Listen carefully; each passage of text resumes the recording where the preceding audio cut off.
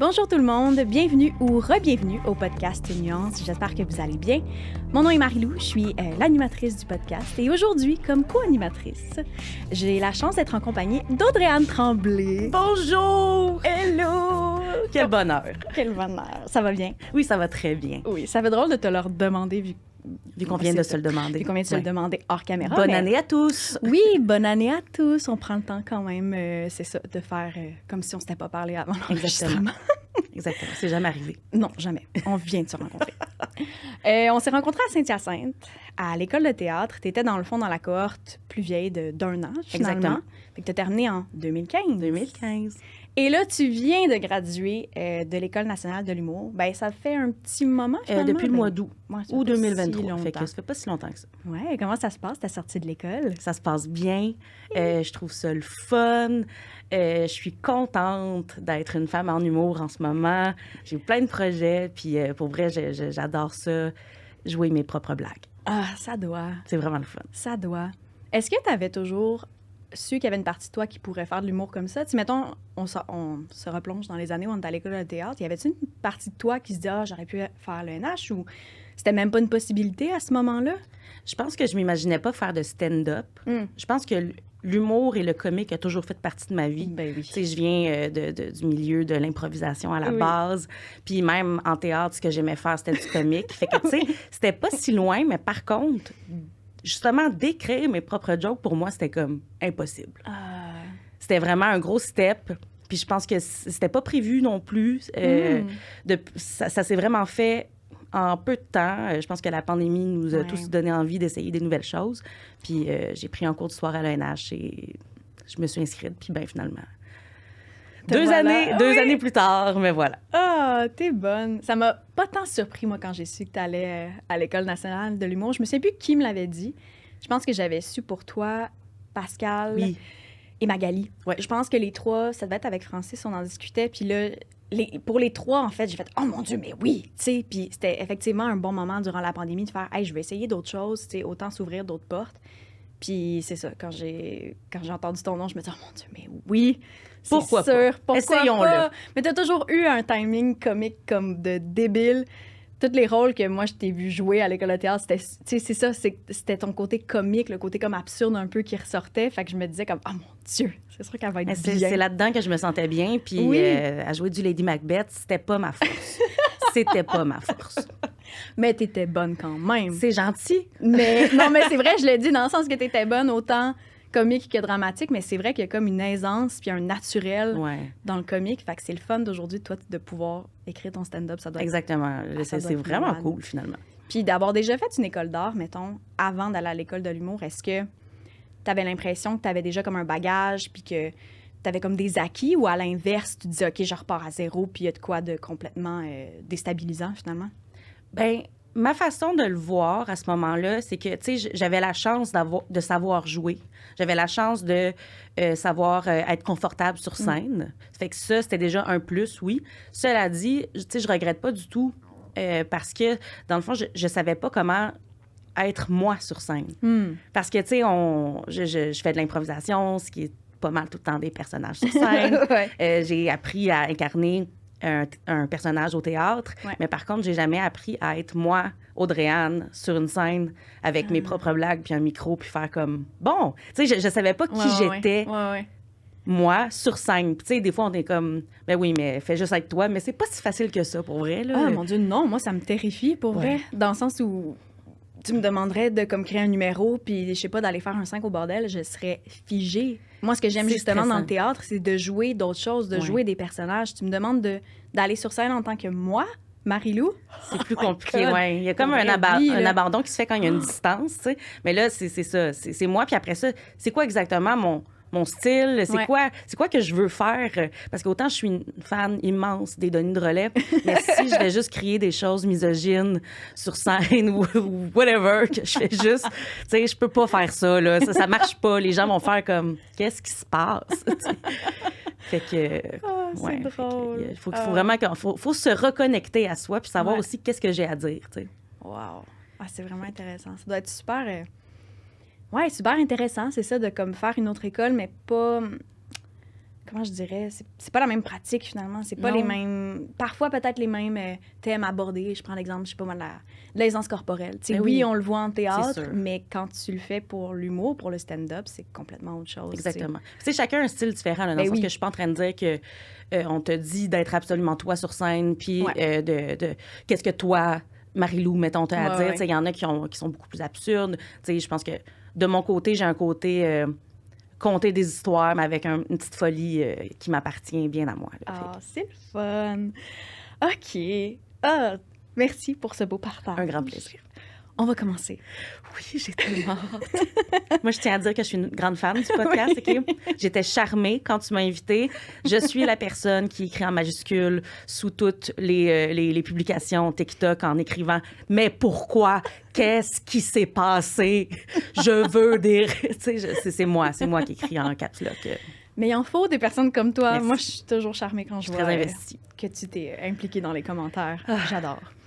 Alors, pour toi, aujourd'hui, j'ai des publications qui sont soit étranges, soit bizarres ou juste complètement absurdes. C'est parfait. Ça va dans tous les sens. J'adore ça. La première publication a été publiée il y a 2 ans dans le subreddit Am I the Asshole? Et donc, elle a pour titre « Est-ce que j'ai tort de refuser de signer des documents en ayant les yeux bandés? » Depuis ma sortie de l'hôpital, j'ai eu quelques problèmes en lien avec ma maladie chronique et mon mari m'a fait découvrir des genres de petits jeux chaque soir. Un de ces jeux consiste à faire quelque chose en ayant les yeux fermés, comme faire des casse-têtes, des cubes Rubik, ce genre de choses. On le fait à tour de rôle, histoire de se divertir. Il y a quelques jours, il a essayé de me faire signer des papiers alors que j'avais le bandeau sur les yeux. J'ai refusé parce qu'il disait qu'il n'allait pas me montrer les papiers en question, ni avant, ni après ma signature. Il disait qu'il voulait juste voir si j'étais capable de signer de la même façon à chaque fois. Mais je pouvais pas m'empêcher de trouver ça étrange. Je lui ai dit que je voulais pas jouer au jeu sans qu'il me montre les documents avant, et il m'a répondu « ben laisse faire », et on n'en a plus jamais reparlé. Hier soir, il a à nouveau essayé de me convaincre en disant qu'il allait le faire en premier. Je lui ai demandé s'il allait me montrer les documents, et il a fait une face en disant non, que c'était les règles et que je devais les respecter. J'ai refusé, et il n'a pas arrêté de me dire à quel point j'étais inquiète et méfiante pour rien. Il m'a dit que je lui faisais clairement pas confiance, et il était blessé de le constater de cette façon-là après tout ce qu'on avait vécu ensemble.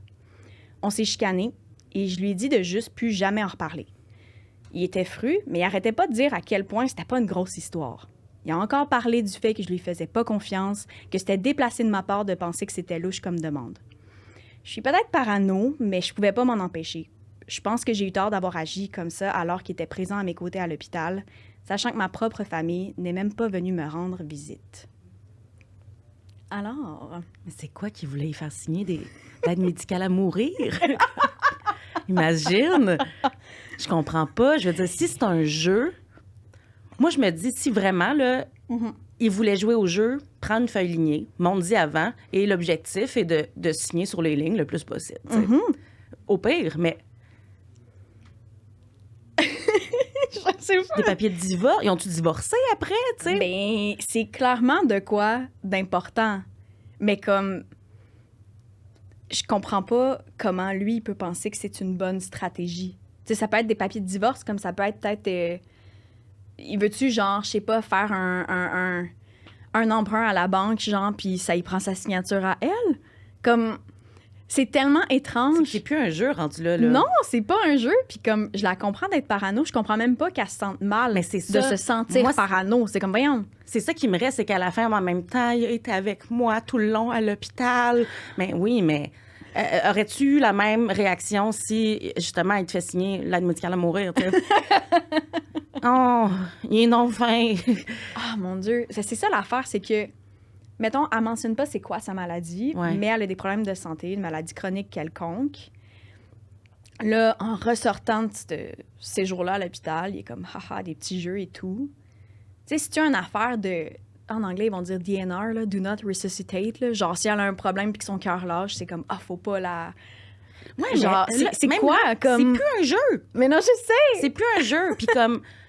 C'est que c'est un grave mensonge, là, de dire, on a du plaisir, je veux juste voir si tu vas signer pareil. Mais par contre, quand tu veux savoir c'est quoi, je deviens bien fâchée. C'est tellement puissant. Je deviens bien, tu sais, voyons. Moi, ça me fait juste rire de... Juste de penser à ce moment-là où elle est comme... Ben, tu vas-tu me montrer les documents? Non, c'est ça les règles du jeu. De quoi imagine tu parles? si le médecin faisait ça. Oh my God! Ferme les yeux. Signe ici. Ça va bien aller. Fais-moi confiance. Je suis le médecin. Je sais. Mais là, tu vois, on fait l'exemple de « je suis le médecin », mais clairement que lui, sa stratégie, c'est « hey, je suis ton chum, je suis ton mari, j'ai été à tes côtés à l'hôpital, fais-moi confiance ». Mais comme, ça peut être n'importe quoi, ces papiers-là, ça fait aucun sens. Je trouvais ça tellement bizarre quand j'ai lu ça parce que je me disais, voir qu'elle se remet en question là-dedans, comme je la comprends de vouloir demander l'opinion des gens, mais c'est tellement louche. Trouvez-vous un autre jeu? Non, mais déjà, faire un cube Rubik? Un cube Rubik, les rubriques. Un cube Rubik, les yeux bandés, comme... Qui est vraiment... Tu sais, ça se sent-tu? Ça se sent-tu vraiment, la couleur? Imagine, lui, son ultime but, c'est de lui faire signer les papiers. Fait que toutes ces soirées-là où il est comme « on va faire de la peinture Dieu. à numéro, les yeux fermés », lui, il se fait chier tout le long en se disant « OK, prochain soir, je vais essayer de faire signer les papiers. » Ça devait être prévu depuis des mois. Oui. Oh mon Dieu, une grande stratégie, un fin manipulateur, comme. Ça fait 8 ans qu'ils sont ensemble, ça fait 8 ans qu'ils prévoient le jour où elle va tomber malade. Par hasard. Oh my God. J'ai de la peine, puis on dirait que je veux savoir. Ouais. Mais tu vois, on rit. C'est comme un rire d'absurdité. Genre, je trouve pas ça drôle comme situation. Je trouve ça super troublant. C'est juste que ça me fait rire parce que je fais juste m'imaginer ce moment-là où lui, il s'essaye. Puis elle est juste comme, mais si tu montres pas les papiers, non? Genre, Mais comment ils ont fait pour plus jamais en parler? On n'en a plus jamais parlé. Maintenant, c'est un sujet tabou. Ah, c'est tellement bizarre. Non, moi, j'aurais tenu le morceau, là. Hey! À tous les jours. Hey! C'était quoi? Hey! Je serais incapable de signer en ne sachant pas qu'est-ce que je signe. Mais non, voyons donc.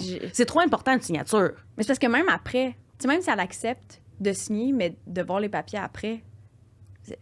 T'es-tu dans ma... Ben, de toute façon, ça faisait partie des règles. Elle peut pas voir avant, puis elle peut pas voir après. Mais c'est parce que ce qui me trouble là-dedans, c'est que lui, il se dit vraiment que le jour où il va avoir besoin de ces documents-là, c'est qu'elle pourra pas, tu sais, comme affirmer de son côté c'était pas un réel consentement, tu sais, parce qu'il y a pas personne d'autre qui était là en guise de témoin. C'est ça, fait que ça serait la parole contre... Puis elle était malade, elle était peut-être sans morphine, elle peut pas, elle était pas apte à s'en rappeler. Louche. Mais tu vois, dans les commentaires, not the asshole, c'est extrêmement louche. Il veut clairement que tu signes des papiers importants.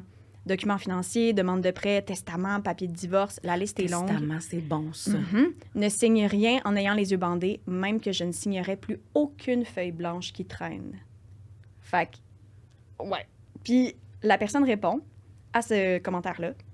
C'est aussi ma théorie, mais je pouvais pas lui dire ça parce que je savais qu'elle allait dire que je lui faisais pas confiance. Je voulais pas que ce soit trop évident. Mais c'est pas de sa faute. Suite à quelques traumatismes du passé, j'ai vraiment de la difficulté à faire confiance aux gens. Tout dépend de la situation dans laquelle je suis. Et là, quelqu'un... Elle se met encore oui, comme... Elle se met victime, ouais. Elle n'est pas victime, c'est-à-dire que... C'est pas de sa faute. Elle met la faute sur elle. C'est lui la victime, plutôt. Puis il y a quelqu'un qui a répondu à ce commentaire-là d'elle. La personne dit « C'est justement le genre de situation où il est normal de ne pas avoir confiance. Soit qu'il te gaslight, soit qu'il ne réalise pas à quel point c'est étrange comme demande, ce qui m'étonnerait beaucoup. Le fait qu'il insiste sur ça, c'est vraiment louche. C'est au minimum un red flag niveau personnalité. Il te cache clairement quelque chose de gros. » C'est sûr que oui. Ben oui, c'est sûr. C'est sûr qu'il cache de quoi. Parce que si c'était une belle surprise, là, ben, hey, t'es blague, là, je voulais faire telle affaire, oui. là, je voulais qu'on aille... je sais même pas si tu dois signer, là, pour aller en voyage, tu sais, comme... Ouais. Mais même là, tu le dis, tu finis par le dire, là, comme je voulais te faire plaisir, mais là... Oh my God. Non. Ah non, c'est louche. Moi, c'est un non. Moi, je vous le dis à la maison, si vous voulez faire ça avec moi, c'est un non. Non, c'est ça. Puis on n'a pas d'autres nouvelles après. Oh mon mais Dieu. Je suis pas mal certaine que elle n'a pas signé les fameux documents. Parce que son instinct semble lui dire non. Et là, les gens lui disaient non. Genre, tu sais, là, j'ai lu 2 commentaires, mais il y a plein de gens qui donnaient aussi leur théorie puis qui lui disaient comme « ne signe pas ». Fait que, tu sais, je pense vraiment qu'elle n'a pas signé les papiers, mais c'est tellement bizarre. C'est vraiment bizarre. Je trouve ça absurde. Bref, on peut continuer avec la prochaine. La prochaine publication, cette fois-ci.